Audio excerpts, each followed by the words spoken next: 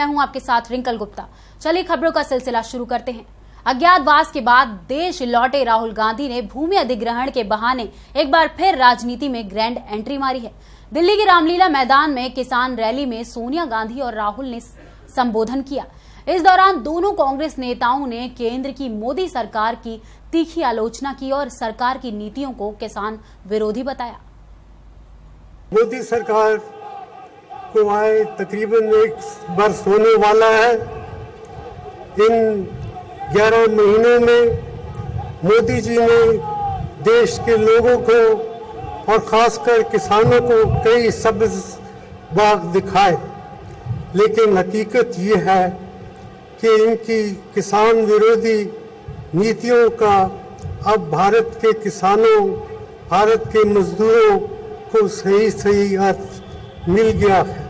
Election की बात थी, मोदी जी हर जगह जाके कहते थे हम किसानों को उनके फसलों का उचित मूल्य देंगे, लेकिन हकीकत क्या है? हकीकत क्या है?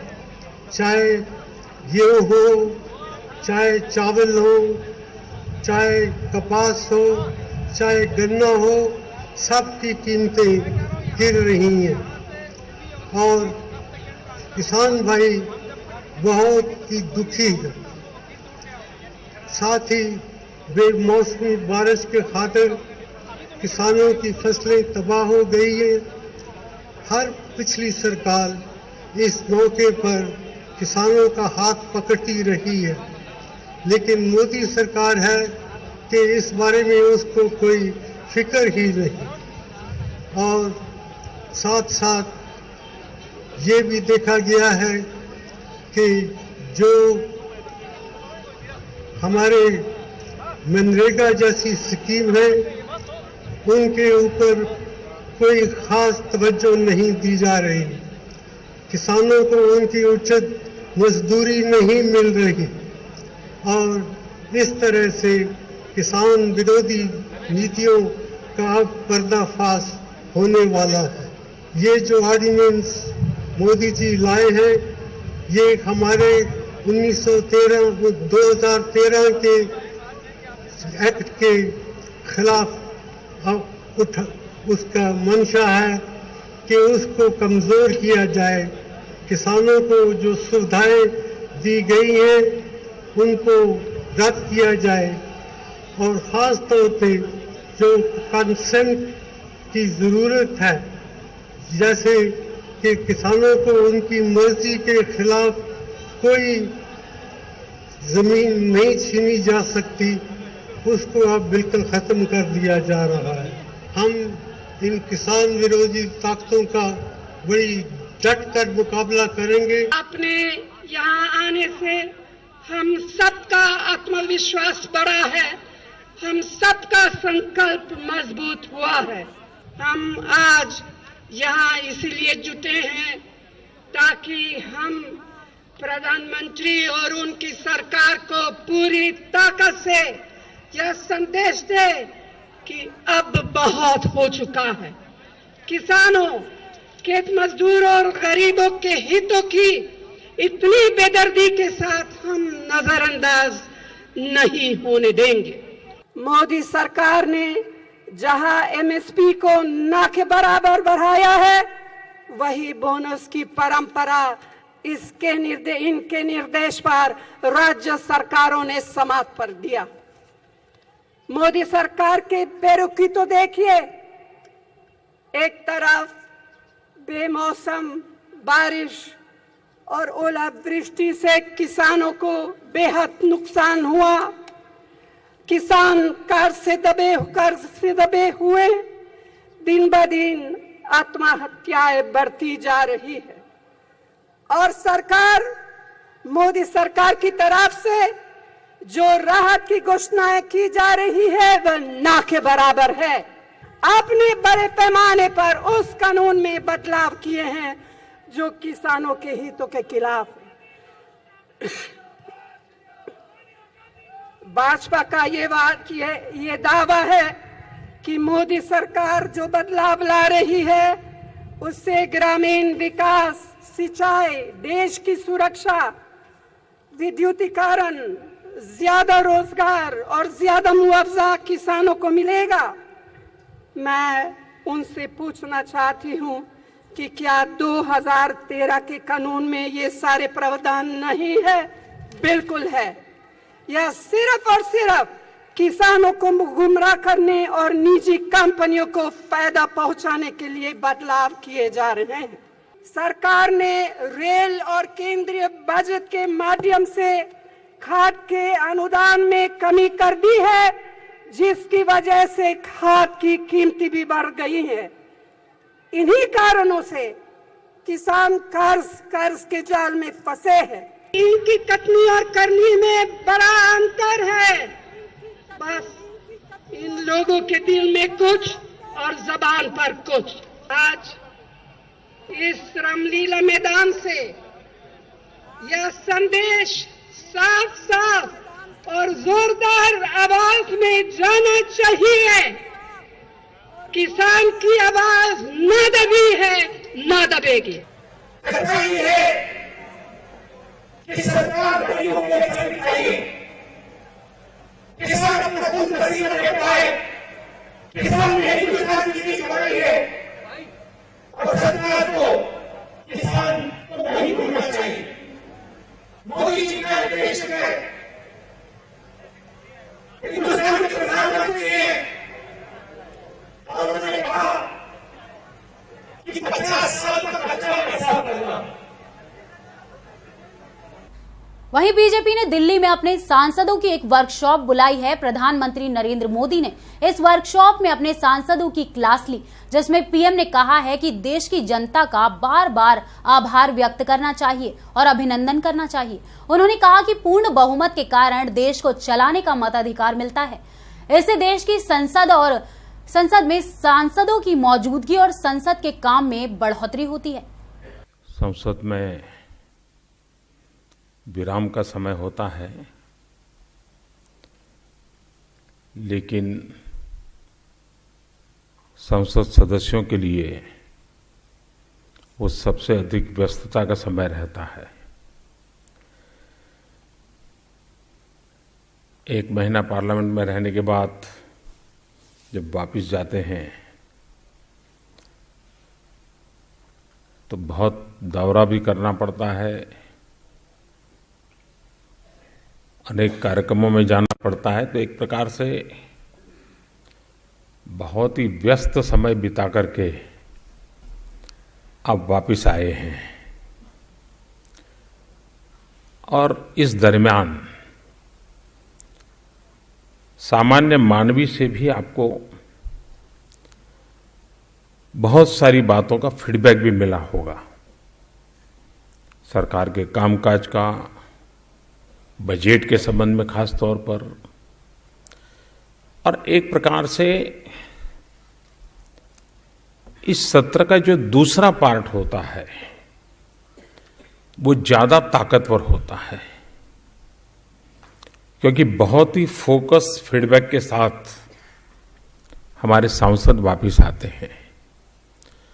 और इस अर्थ में मुझे पूरा विश्वास है कि सत्र का ये जो सेकंड पार्ट है, ये सेकंड पार्ट बहुत ही उत्तम विचार विमर्श का रहेगा, बहुत ही परिणामकारी रहेगा।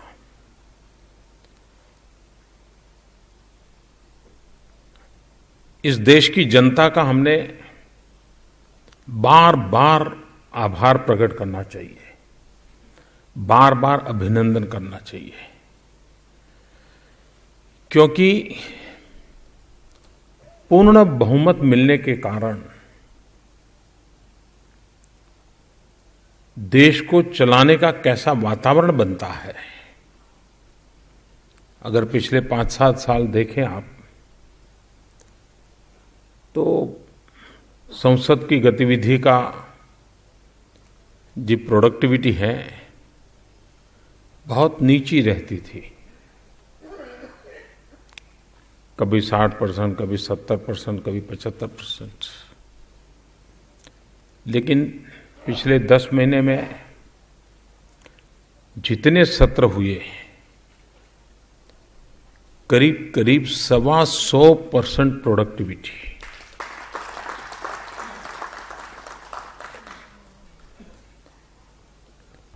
पाकिस्तान के प्रतिबंधित आतंकवादी संगठन जमात उद दावा के प्रमुख हाफिज मोहम्मद सईद ने कश्मीरी अलगाववादी नेता मसरत आलम के प्रति समर्थन जाहिर किया है, जिसे देशद्रोह के आरोपों में गिरफ्तार कर लिया गया है। हाफिज ने कहा है कि हम मसरत आलम की गिरफ्तारी की निंदा करते हैं। कश्मीरियों को दबाने के लिए भारत ने हमेशा से एक विफल हथकंडा अपनाया है, जो फिर विफल हो जाएगा। हाफिज ने यह भी कहा कि पाकिस्तान सरकार को चाहिए कि वह कश्मीर में हस्तक्षेप करे। शिक्षा के भगवाकरण के आरोप लगाने वालों को केंद्रीय मानव संसाधन विकास मंत्री स्मृति ईरानी ने करारा जवाब दिया है। उन्होंने कहा है कि किसी व्यक्ति को महज इस आधार पर किसी पद से वंचित नहीं किया जा सकता कि वो संघ परिवार से जुड़ा है। मामला संघ से जुड़े इतिहासकार प्रोफेसर वाई सुदर्शन राव को भारतीय इतिहास अनुसंधान परिषद के अध्यक्ष बनाने का है। स्मृति ने इसे जायज ठहराया है और एक चैनल को दिए इंटरव्यू में स्मृति ने दावा किया है कि उन्होंने संविधान के दायरे में रहकर अपना काम किया है। वहीं बिहार के मुख्यमंत्री जीतन राम मांझी इन दिनों प्रधानमंत्री नरेंद्र मोदी के नक्शे कदमों पर चल रहे हैं। मांझी ने बीते अपने फेसबुक फॉलोअर्स के साथ चाय पर चर्चा की और कहा कि 20 अप्रैल को मांझी पटना के गांधी मैदान में एक रैली करने जा रहे हैं। उन्होंने दावा किया है कि अगर रैली में 5 लाख से कम भीड़ आई तो वे राजनीति से संन्यास ले लेंगे। मांझी ने अपने फेसबुक पेज से जुड़े लोगों को अपने आवास पर आमंत्रित किया था और उन सब से बात भी की थी। 3 अलग अलग नामों से कार्यक्रम भी रखे गए थे, जिसका नाम था talk with Manjhi, T with Manjhi. पूर्व मुख्यमंत्री से मिलने वालों में ज्यादातर स्टूडेंट्स थे। मांझी के सामने कई तरह के सवाल रखे गए और उन्होंने सभी सवालों का काफी विस्तार से जवाब भी दिया। इस बुलेटिन वक्त तो चला है एक छोटे से ब्रेक का, कहीं मत जाइएगा।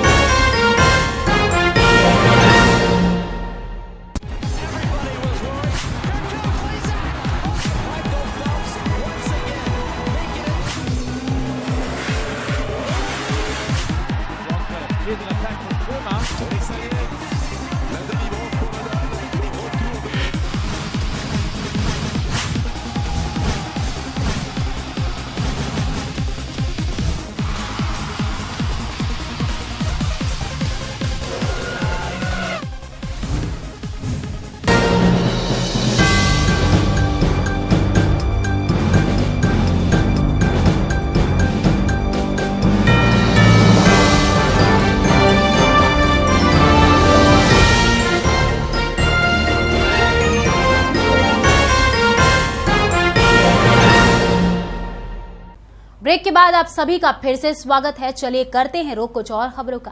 कश्मीर घाटी के हुर्रियत कॉन्फ्रेंस द्वारा बंद के दौरान शनिवार को सुरक्षा बलों की गोलीबारी में एक किशोर की मौत हो गई, जिसकी राज्य सरकार ने मजिस्ट्रेट जांच के आदेश दे दिए हैं। घटना के संदर्भ में 2 पुलिसकर्मियों को भी गिरफ्तार कर लिया गया है।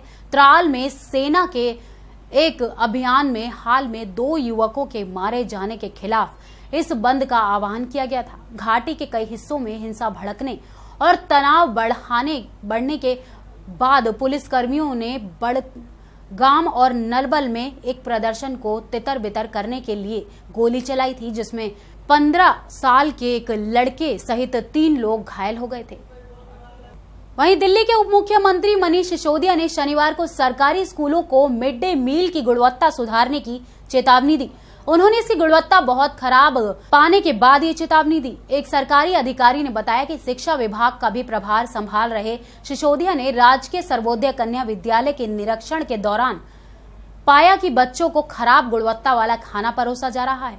उन्होंने प्रधानाध्यापक को निर्देश दिया कि वह छात्रों के लिए स्वास्थ्यकर भोजन सुनिश्चित करें। उन्होंने चेतावनी दी कि उन स्कूलों के खिलाफ कार्रवाई की जाएगी जो इस योजना के दिशा निर्देश का पालन करने में नाकाम रहेंगे। वहीं मुस्लिमों के मताधिकार पर पहले से विवादों में फंसी शिवसेना ने अपने मुखपत्र सामना में एक और विवादित लेख लिखा है।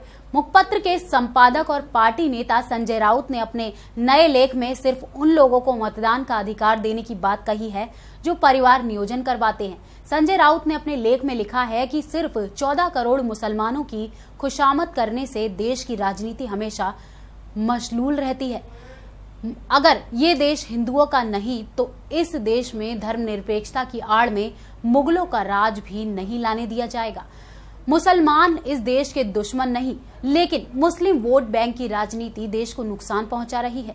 देश में सिर्फ उन लोगों को मतदान का अधिकार मिलना चाहिए जो परिवार नियोजन करवाते हैं। फिल्म शोले को भारत में रिलीज हुए पूरे 40 साल हो गए हैं, लेकिन शोले को इतने सालों बाद अब पाकिस्तान में रिलीज किया गया। रमेश तिप्पी के निर्देशन में बनी ब्लॉकबस्टर फिल्म शोले को करीब कराची के एक मल्टीप्लेक्स में रिलीज किया गया। इस दौरान पाकिस्तान की कई बड़ी हस्तियां मल्टीप्लेक्स में मौजूद रहीं। वहीं पाकिस्तान में भी शोले के प्रशंसकों की काफी भीड़ दिखाई दी। एक्शन हीरो अक्षय कुमार की फिल्म बेबी को ऑस्कर लाइब्रेरी में शामिल किया गया है। फिल्म में अक्षय कुमार आतंकवाद के खिलाफ लड़ते नजर आए थे। फिल्म में अक्षय ने एक इंडियन सिक्योरिटी एजेंट का किरदार निभाया था। फिल्म में डैनी, तापसी पन्नू, राणा दुग्गुवती, के मेनन और सुशांत सिंह ने अहम किरदार निभाया है। इस बुलेटिन फिलहाल मेरे साथ इतना ही। मुझे दीजिए इजाजत। नमस्कार।